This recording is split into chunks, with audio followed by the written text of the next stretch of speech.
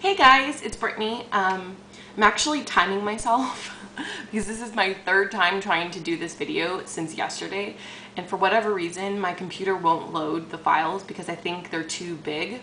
So I'm trying to make myself not go over like 7 minutes, which means I'll probably have to make 2 videos, and I hate doing that, but I have a lot of stuff I want to talk about, and now that I'm not in my dorm, I feel like I could share everything with you guys, so I might go a little nuts with the time. But anyways, I actually came prepared this time with my weight and everything written down because last time I couldn't remember anything.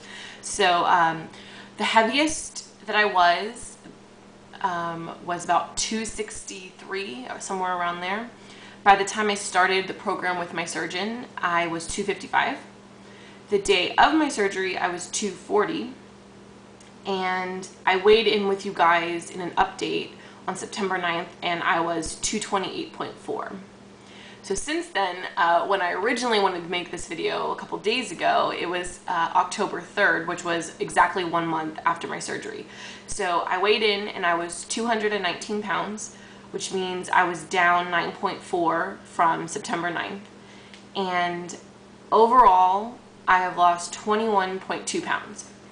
Now, since 2 days ago, I weighed myself this morning and I actually dropped another 1.5 pounds, so I roughly lost 22 pounds in 1 month, which is crazy, and I'm so excited because, I mean, it's insane how fast my body's changing. I've already dropped a whole pant size.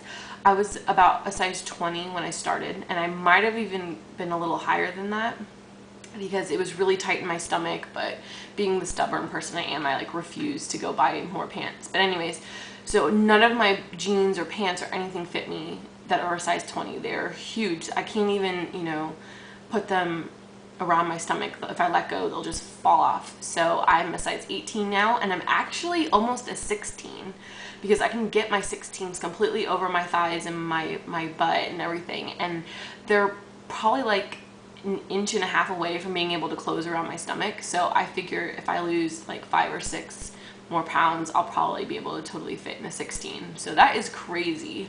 I haven't been a 16 in like 1.5 years. So that's gonna open up a whole new wardrobe for me, because I have a bunch of really cute clothes that I bought from Kohl's and Old Navy, and I think from Gap and a couple other places, that I only got to wear for like 6 or 7 months, because then I gained weight into a size 18 and I couldn't wear them anymore. So I have like all these really cute clothes, and ironically they're all winter clothes, so if I can hurry up and get into them, I can wear them through the winter, and that's really cool. And I just found all my old scarves and stuff from when I lived in Seattle, and I'm so excited to be able to wear those because Waco's pretty cold. Anyways, the first thing I want to talk about is my experience after surgery. It's when I left off with you guys in that other video. I was about to go home, and then I made that rushed video last week when I was in my dorm, and I didn't really talk about anything much. But it was really rough. Like, I'm not gonna lie. I guess I'll just start from the beginning. I stayed an extra day. Most people stay about 2 nights in the hospital. I stayed 3 nights because the anesthesia like hadn't completely worn off yet, and I was still pretty sick. I felt really nauseous and just really blah. So they kept me an extra night, and I probably could have went home that 3rd day because a couple hours after my doctor left, I was totally fine, but whatever. So I ended up staying 3 days. And as far as pain and all that, I know some of you guys might be interested about the whole pain levels and everything. I had little to no pain, and I don't know how normal that is, but a lot of people said that they had little to no pain as well. And I think after the first 30 hours, I didn't have any of my pain meds at all. So when I went home, I didn't even fill my prescriptions at all. I literally, after like the first 1.5 days, I just had no pain and had no need for pain. And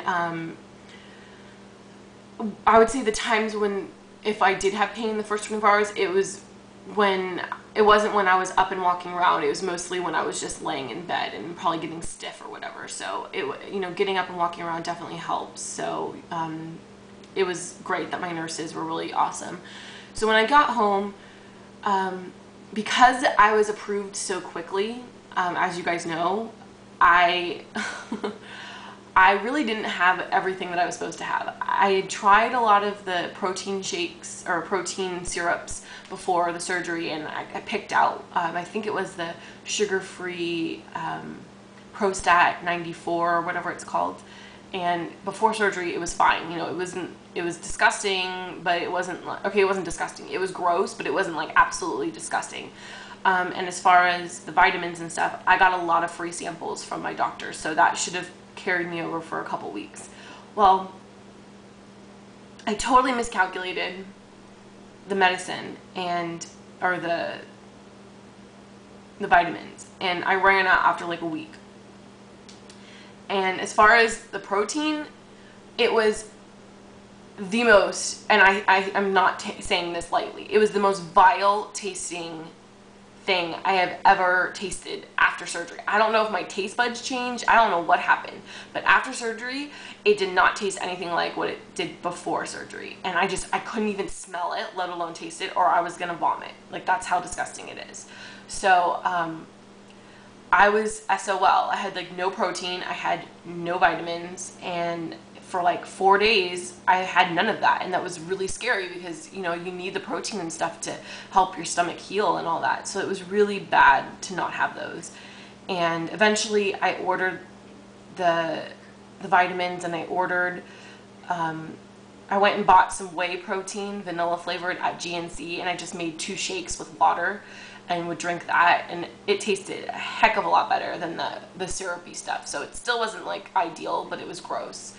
I mean, it wasn't gross compared to the other stuff. So that was kind of like the start. It kind of set the precedent for the next couple of weeks. And I feel like, yeah, my video is already 7 minutes long, but I'll just try to hurry up really fast. I kind of dropped the ball a lot, and I'm really, you know, embarrassed to talk about it because it's just ridiculous that a couple weeks post-op I was already screwing up. But, you know, stuff happens, and for a million different reasons, I wasn't taking my protein or nearly as much as I was supposed to, and I wasn't taking all of my vitamins on a regular basis, and it was bad. I mean, after a week and a half, I came home from college and I weighed myself and I gained 6 pounds. And I freaked out because I was like, this is ridiculous. I'm only a couple weeks post-op and I'm gaining weight. I started crying like, am I a failure?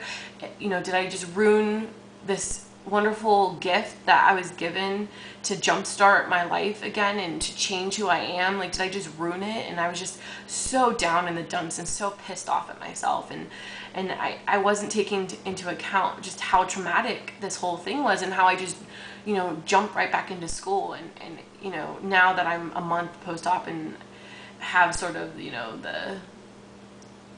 the ability to look back, or whatever you call it, like, I should have known that it was going to be too much to just 6 days after surgery go back to school, or what was it, 5 days.